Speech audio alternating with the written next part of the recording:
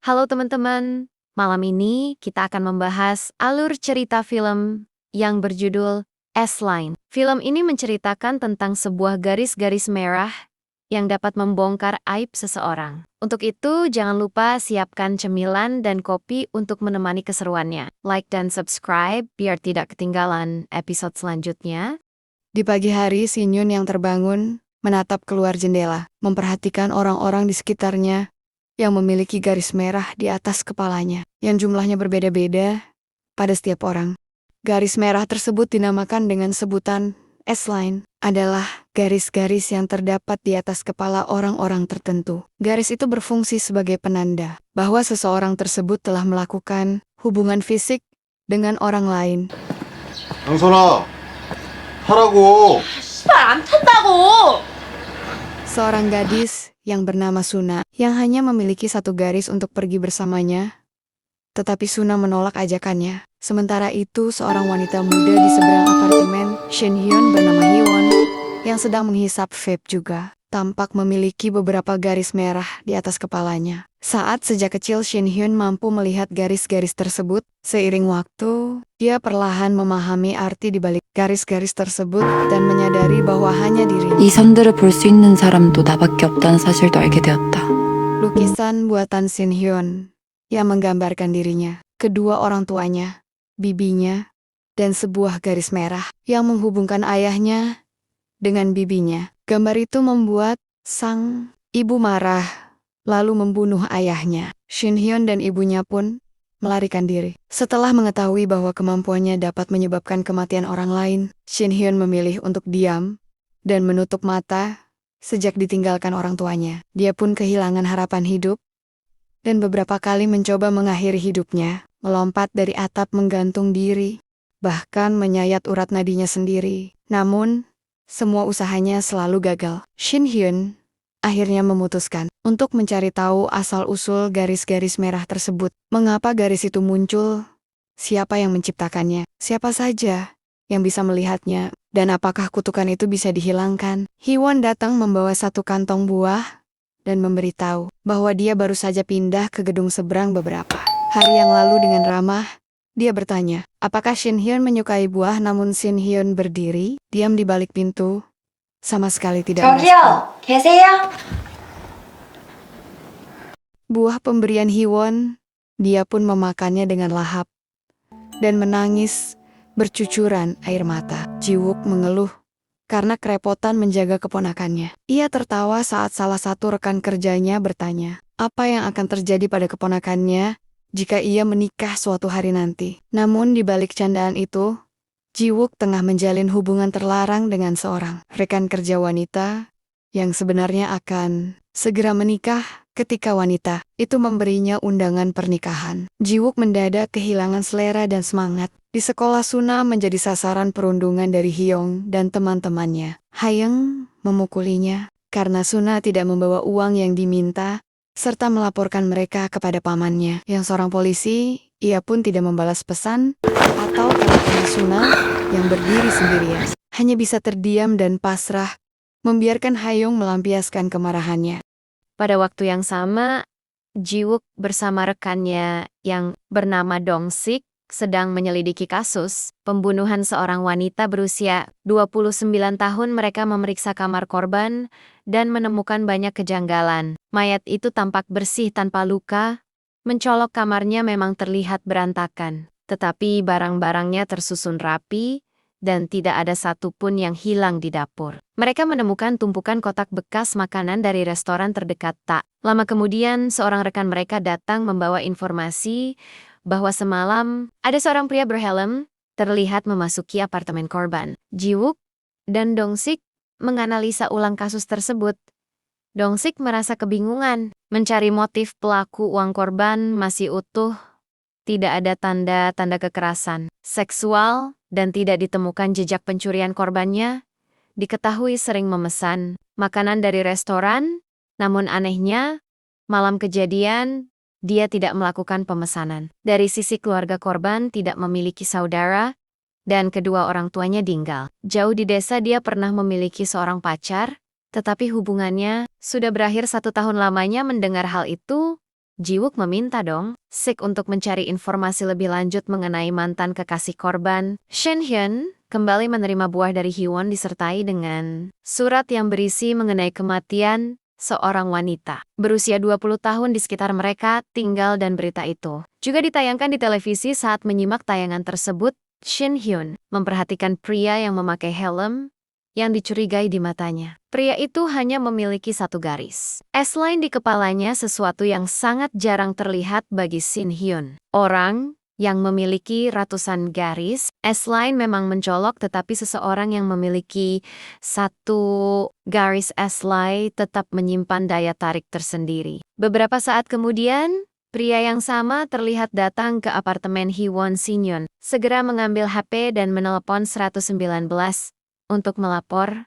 Ketika dia melihat pria itu tampak mesra bersama Hyewon dan menyaksikan sebuah garis baru muncul di kepalanya, ia pun mengurungkan niat tersebut keesokan harinya di sekolah. Hyung mendobrak loker milik Suna. Karena Suna tidak masuk sekolah, dia menemukan baju dan surat cinta yang dibuat Suna, lalu tersenyum penuh hati.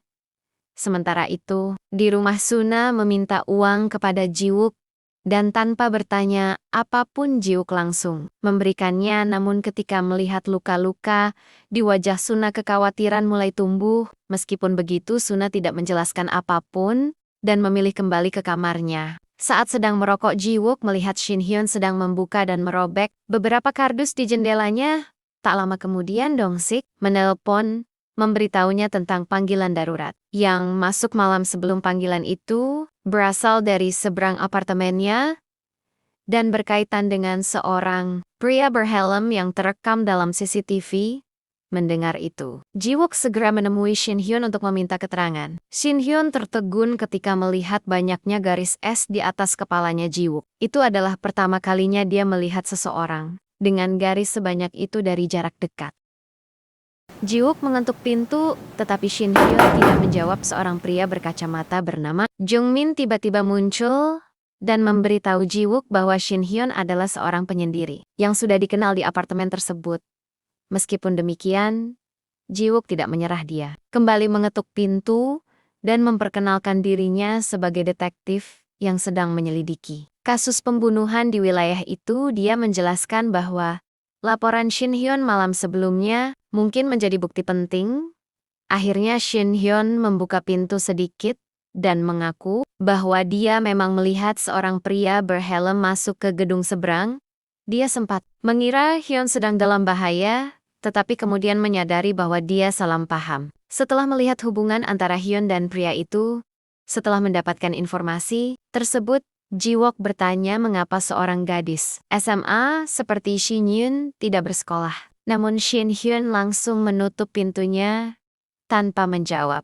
Malam harinya, pria berhelm itu kembali muncul dan berjalan dari gedung apartemen. Namun ada yang aneh, karena garis S di kepalanya hanya tersisa satu, padahal semalam Shin Hyun melihat satu garis tambahan muncul ketika pria itu menoleh ke arah pintunya. Shin Hyun langsung menutup lubang intip dengan panik. Pada saat yang sama, Suna mencoba merampok seorang wanita tua demi mendapatkan uang yang diminta oleh Hyun.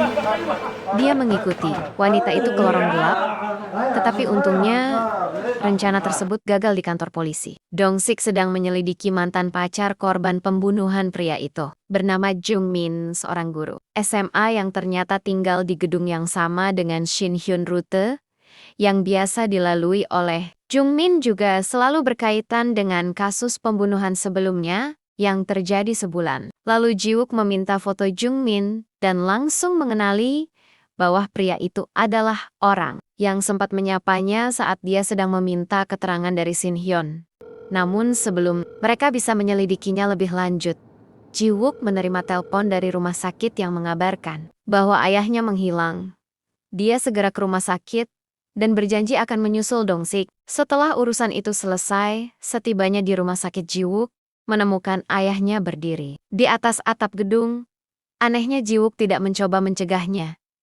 Dia justru perlahan mundur. Namun, para perawat berhasil menyelamatkan ayahnya tepat waktu. Sementara itu Dong Sik masuk ke apartemen Jungmin yang ternyata tidak dikunci di dalamnya. Dia menemukan sebuah ruangan berwarna merah dan tali-tali berantakan di dalam lemari. Dia pun menelpon Jiwook untuk melaporkan temuannya, tetapi Jungmin memergokinya dan langsung menyerangnya membuat sambungan telepon terputus dong.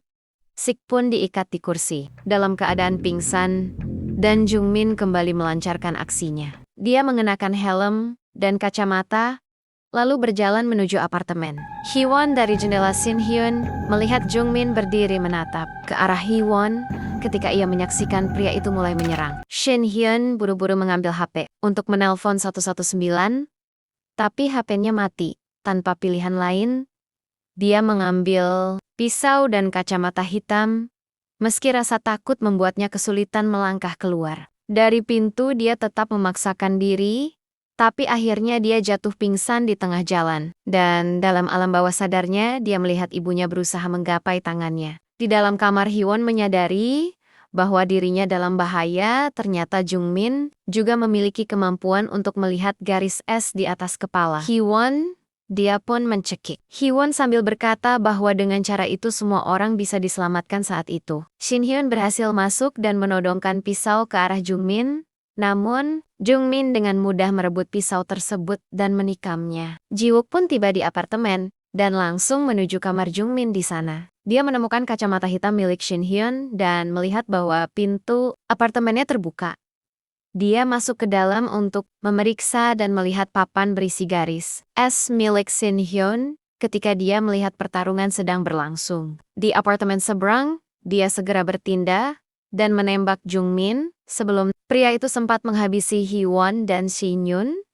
Saat sekarat, Shin Hyun sempat mendengar Jungmin berkomentar bahwa garis es di atas kepalanya mulai menghilang. Beberapa saat kemudian, polisi datang ke tempat kejadian untuk menanganinya situasi. Mereka merawat Hee-won dan membawa jenazah Jungmin. Sementara Jiwook mengembalikan kacamata. Haidam, Shin Hyun dalam diam. Shin Hyun mengingat kembali perkataan Jungmin dan mulai menduga bahwa kacamata milik Jungmin memberinya kemampuan untuk melihat garis-garis es. Shin Hyun lalu bertanya kepada Jiwook tentang siapa sebenarnya Jungmin. Jiwook menjawab bahwa dia akan menjelaskannya semua nanti. Lagi pula mereka membutuhkan laporan Shin Hyun di kantor polisi. Suna tiba-tiba muncul dan terlihat mengenali Shin Hyun di apartemennya. Suna kembali meminta uang kepada Jiwook, namun kali ini Jiwook menolak dan bertanya apa yang sebenarnya terjadi di sekolahnya. Suna menolak untuk bercerita, karena menurutnya Jiwook terlalu sibuk dan tidak akan ada yang berubah. Mengenai Shin Hyun, Suna pun mengungkapkan bahwa mereka adalah teman semasa SMP. Dia juga menceritakan bahwa saat masih kecil, ibu Shin Hyun membunuh ayahnya lalu kabur. Sementara itu Shin Hyun mulai memikirkan langkah. Selanjutnya dia menyadari bahwa kemampuannya melihat garis es mungkin benar-benar bisa menyelamatkan seseorang. Dia pun membuka kacamata hitamnya. Dan saat itu terlihat bagaimana dunia yang dilihat oleh Shin Hyun dipenuhi garis merah karena garis es di kepala setiap orang. Tiba-tiba dia menerima pesan misterius dari seseorang yang mengaku bisa melihat hal yang sama. Pesan itu juga menyuruhnya untuk datang ke SMA. Suna yang juga bersekolah di tempat yang sama sedang memikirkan statistik remaja yang telah memiliki pengalaman seksual. Dia merasa angka itu jauh lebih rendah dari kenyataan. Dan bahkan dirinya sendiri memiliki garis es. Sementara itu, Shin Hyun termenung melamun saat melihat pesan yang dia terima sebelumnya. Tak lama kemudian, dia mulai melepas seluruh kardus yang menutupi jendela kamarnya dan mulai merapikan semuanya. Kembali ke sekolah, Hyung dan teman-temannya kembali merundung. Suna ketika Hyung membaca surat yang ditulis oleh Suna. Suna mulai melawan dan menerjang, namun Hyung mampu menghindarinya. Kyujin datang dan melerai pertengkaran, lalu merobek surat yang menjadi penyebabnya. Dia hanya memanggil Suna karena menganggap Suna yang memulai perkelahian, sehingga dia tidak bisa membelanya. Setelah dimarahi, Suna memutuskan untuk pulang, namun sebelum pergi dia menemukan sepasang kacamata di dalam lokernya. Dong-sik mengeluh karena Jiwook tidak ikut dengannya menyelidiki TKP, sehingga dirinya menjadi korban. Jiwook meminta maaf karena memang ada urusan mendadak. Pikirannya masih terpaku pada kasus kemarin. Karena ada sesuatu yang terasa tidak beres, dia memutuskan untuk kembali ke apartemen Jungmin, dan di sana dia menemukan sebuah ruangan dengan dinding yang dipenuhi coretan garis merah. Di rumahnya Suna mengenakan kacamata yang dia temukan dan terkejut saat melihat ada sebuah garis di atas kepalanya. Sendiri ketika Jiwook pulang, 강선아, ia 밥 menjerit 먹었어? karena melihat begitu banyak garis merah di atas kepalanya. Suna kemudian memutuskan untuk keluar rumah dan mengikuti garis yang dia lihat, sementara Shin Yun yang sedang membuang sampah memperhatikannya. Dari kejauhan di jalan Suna melihat bahwa garis-garis itu ada di atas kepala. Hampir semua orang yang dia temui keesokan harinya, Suna kembali memakai kacamata itu ke sekolah dan mulai memperhatikan koneksi-koneksi yang muncul. Dia tersenyum kecil ketika melihat bahwa Kyujin tidak memiliki garis di kepalanya. Namun, yang mengejutkan dia melihat bahwa Hyuk memiliki garis yang terhubung dengan guru bahasa Korea bernama Sungjin. Saat pelajaran dimulai, Kyujin memperkenalkan Shin Yun yang kembali bersekolah sebagai murid pindahan di kelas mereka. Sementara itu, Jiwook masih menyelidiki kasus Jungmin dan memperhatikan bahwa dalam sebuah foto, Jungmin tampak mengenakan kacamata, namun kacamata itu tidak ditemukan dalam barang bukti. Dia kemudian pergi ke sekolah dan bertemu dengan Kyujin untuk menanyakan apakah Jungmin biasa memakai kacamata. Kyujin menjawab bahwa selama Jungmin mengajar tahun lalu, dia tidak pernah melihatnya memakai kacamata. Di atap sekolah, Suna kembali menjadi korban perundungan. Dia menahan tamparan dari Hyung dan menyatakan bahwa dia tidak akan memberinya. Wang Sips bahkan mengancam akan mempermalukan Hyung. Namun Hyung menanggapi dengan menendang Suna. Shin Yun datang dan menghentikan tindakan Hyung dengan menarik. Dasinya ke pinggir gedung, lalu mengancam akan melompat bersamanya. Dia menyuruh Hyung berjanji untuk tidak mengganggu Suna lagi. Setelah Hyung mengiyakan, Shin Yun melepaskannya, namun alih-alih berterima kasih, Suna malah memarahi Shin Yun karena ikut campur. Shin Yun bertanya, 나한테 아직도 안 왔어. 내가 너한테 왜 화가 나?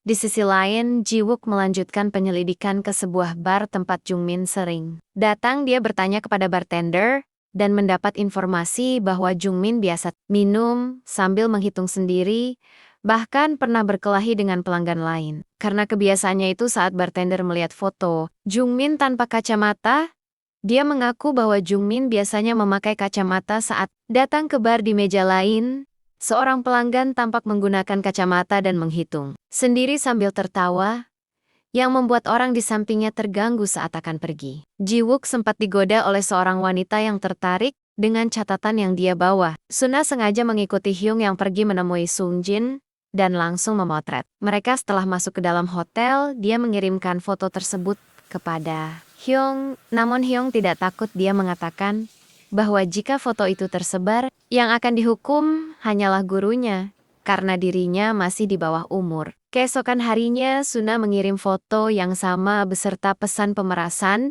yang meminta uang tunai sebesar 20 juta won kepada Sungjin. Ketika pulang, Suna bertanya kepada Shin. 글쎄. 벗어나고 싶다. 지긋지긋하니 집도 집 나가. Suna juga menanyakan apakah ibu Shin Yun masih hidup, yang bahkan Shin Yun sendiri tidak tahu karena tidak pernah dihubungi. Malam harinya Shin Yun melihat keluar jendela dan memperhatikan betapa bahagianya orang-orang di seberang apartemennya yang menghabiskan waktu bersama keluarga mereka masing-masing. Keesokan harinya di sekolah, Sungjin bertanya siapa yang mengancamnya. Dengan foto tersebut, Hyung memberitahu bahwa pelakunya adalah Suna. Tak cukup hanya dengan Sungjin dan Hyung, Suna juga menggunakan kacamatanya untuk melakukan pemerasan kepada guru lain yang memiliki hubungan terlarang. Shin Yun mengetahui hal itu dan menemuinya di toilet untuk membahas kacamata tersebut. Dia menebak bahwa kacamata itu membuat Suna bisa melihat garis S dan mengaku bahwa dirinya juga bisa melihatnya. Suna mengaku bahwa dirinya menemukan kacamata itu di loker dan tidak tahu siapa yang meletakkannya. Shin Yun memberi peringatan agar Suna tidak lagi memakai kacamata itu karena sangat berbahaya. Namun Suna menolak peringatan tersebut. Bahkan setelah mengetahui nasib tragis pemilik sebelumnya, setelah mengetahui bahwa Suna yang mengancamnya Sung Jin, mengirim pesan bahwa uangnya sudah disiapkan dan memintanya untuk bertemu di atap jam 12 malam, Suna menerima pesan itu saat sedang bersama pacar Hayong dan mengajak pacar Hayong berkencan untuk menghabiskan waktu tanpa dia sadari. Hyung yang sempat mendengar percakapan dengan senyum di toilet mengikuti dari belakang. Ketika Suna lengah, Hyung mengambil kacamata itu. Suna baru menyadari kacamatanya hilang dan berusaha mencarinya. Sementara itu, Hyung kini mengenakan kacamata tersebut tersenyum lebar setelah menyadari bagaimana Suna bisa mengetahui hubungannya dengan Sung Jin. Namun tiba-tiba diserang oleh seseorang. Suna menelpon Si Nyun dan menuduh bahwa dialah yang mengambil kacamatanya dia. Mengatakan ingin membahas soal kacamata itu setelah dia pergi ke sekolah untuk menemui seseorang lalu mematikan teleponnya. Suna pun tiba di atap sekolah dan bertemu Sung Jin untuk mengambil uang tebusan. Sung Jin pun memohon menceritakan soal anak dan istrinya yang sedang hamil, serta gajinya yang tidak cukup untuk mengumpulkan uang sebesar itu dalam waktu singkat. Namun Suna tidak peduli, dia mengungkit bagaimana Hyung dan teman-temannya sering merundungnya. Sementara Sung Jin dan guru lainnya berpura-pura tidak tahu, hanya karena salah satu orang tua mereka adalah orang berpengaruh. Mendengar itu Sung Jin mencoba berkompromi, namun tiba-tiba dia menerima pesan dari istrinya yang berisi foto perselingkuhannya dengan Hyung yang membuat Sung Jin marah besar. Saat Si Nyun tiba di sekolah, dia mendapati Suna telah jatuh dari atap dan meninggal dunia.